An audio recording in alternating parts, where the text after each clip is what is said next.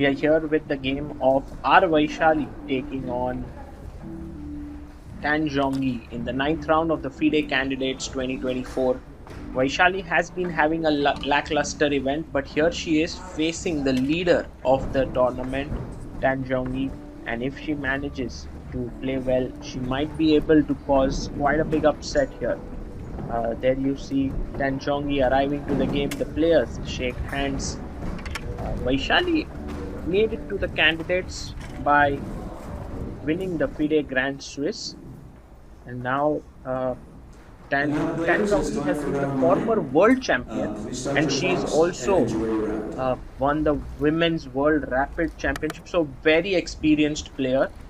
Let's see how this game begins. Vaishali plays her pawn up to e4, and Tan Zhongyi responds back with the Sicilian. She plays c5, and Vaishali plays c3. That's interesting choice by Vaishali. She's going for a more sedate approach, more positional approach.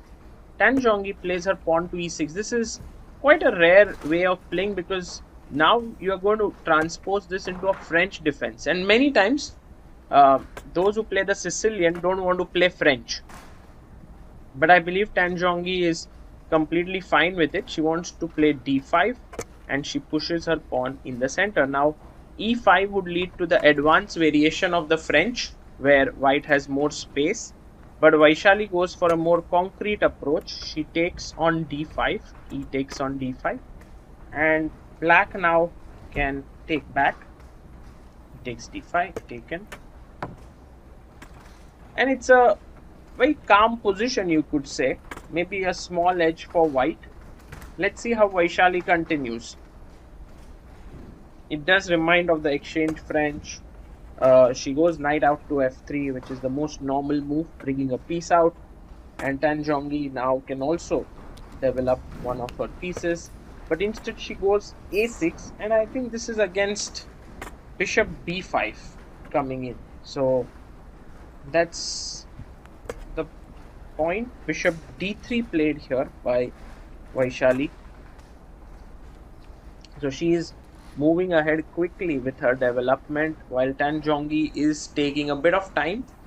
She now plays pawn to c4, so very provocative play by the Chinese GM. And now Vaishali can put her bishop back on c2. I like this more than coming back to e2. And yes, Vaishali plays that. Look at this bishop here. Beautiful diagonal. This bishop also has a beautiful diagonal. The bishop comes out to d6. And at this point, white can just castle. Yes, she castles, and she wants to give this check, which can be quite nasty. So Tan Zhongyi blocks it with knight e7. But then again, you can see that these three pawns are kind of soft, and Vaishali is a brilliant attacker. So I think she will go all out against Tan Zhongyi's king. She goes b3, which is possible, but there was also a possibility to just play on the king side. Rook e1, bishop g5, and so on. b3 creates this situation where now black will be left with an isolated pawn in the center on d5. This pawn. So Vaishali takes back. This is great. Now her rook has also opened up. So the opening has been quite good for white. It is quite decent, has a small edge, and this is exactly what you want when you're facing a player of Tan Zhongyi's caliber. And she does short castle. By the way, the Greek gift sacrifice here absolutely doesn't work. The reason being that black has this very calm little move, bishop f5, and everything is saved. So this you should know, this defense. So Vaishali cannot sack for the time being, but she says, I'll go anyway on the attack with knight g5. It's typical Vaishali's style of play, going aggressive. Now bishop f5, trading the bishops seems like a good idea because it's defended, but she goes g6. And now Vaishali can finish her development, maybe knight a3, maybe knight d2. But instead, it seems like there is some possibility to launch even further attack. And by the way, oh, she goes queen f3. So she brings her queen into the game and looks at these squares.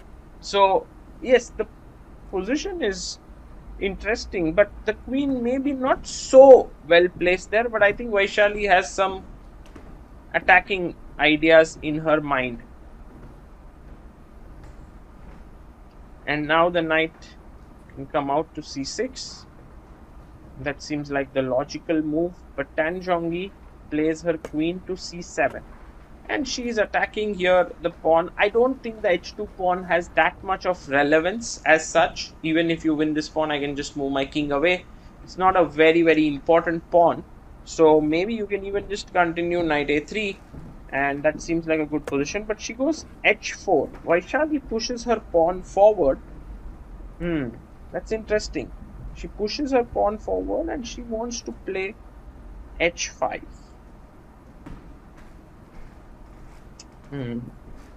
And it's a dual purpose move. You saved this and you're also pushing forward. And Tan Zhongyi is unperturbed. Yeah, she goes knight c6. I'm not so sure. Why not just push the pawn to h5? Well, then you have the tactic here with your bishop on c2 being unguarded. So that is something to watch out for now for Vaishali, that her bishop on c2 is hanging. And so rightly taking time, not rushing in with some move like h5. This is a tactic that is existing in the position. And now bishop a3 played. So a very, very tricky move, because now if you take, you can't take on c2 because d6 hangs, and the moment you take on a3, I take back with the knight defending the bishop. So in this way, a very tricky way for defending the bishop on c2 by Vaishali. King g7 played by Tan Zhongyi. So she's playing this very carefully. And I think it's a good move, because now you can maybe push the knight away with the pawn. Vaishali brings her rook into the game. This cannot be a bad move. You are just taking the open file with your rook. How can Tan Zhongyi continue this game? Can she play h5 to get complete grip on the king side? Whoa, she plays it. She plays h5 and she's now threatening bishop e6. I like how she makes her moves. Yeah, she makes her moves not like a very big professional player. She just plays her moves very loosely there. No, but on the board, they are very good moves. Just her style of making moves. Slightly weird.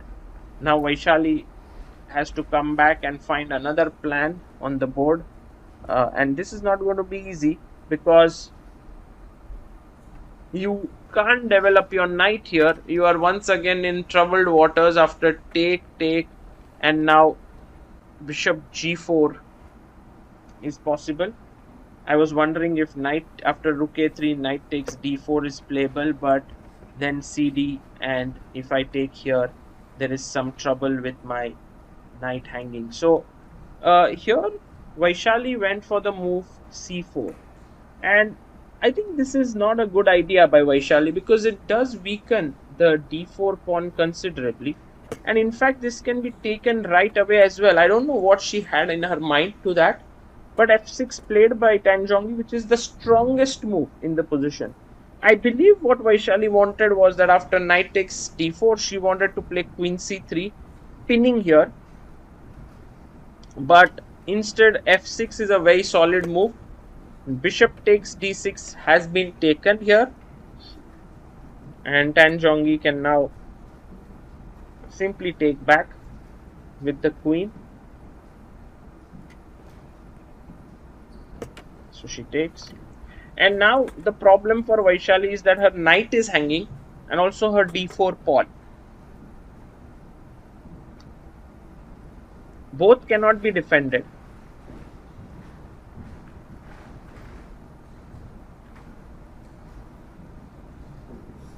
And so now Vaishali has this big problem that she's facing, and she pushes her pawn forward, which I think makes the problem even more grave, because now it's like the d4 pawn is massively weak. Also the c5 pawn will become weak after d4 falls. So this is not going well. for her, and Tan Zhongyi now just simply quietly moves her queen back to c7, presses the clock,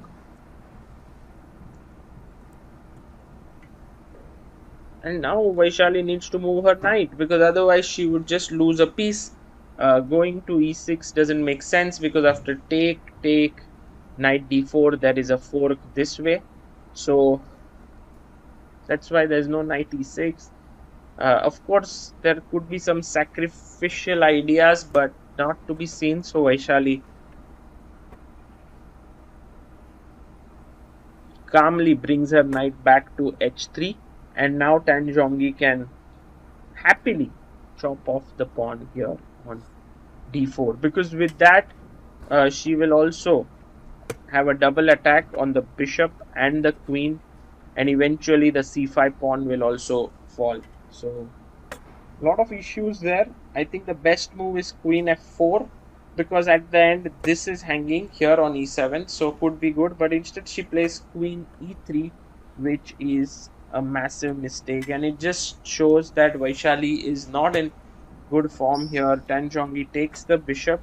Well, Vaishali's idea was to give queen takes e7 check, which she does, but now not to take, which would remove the fork here, but actually to just move your rook to f7. And then Zhongyi knows that that is a win, so she thinks for a bit, and now I'm sure that she's going to play rook f7. And once that happens, yes, she's played rook f7. Once that happens, the thing is that this knight, it's already that you are losing heavy material. So let's say queen takes, rook takes, knight d2. I can take first the knight here. I can take the rook here, this one, and you are exchanged down, but also you are losing pawns, and this is completely hopeless. Vaishali resigns the game, and Tan Zhongyi moves to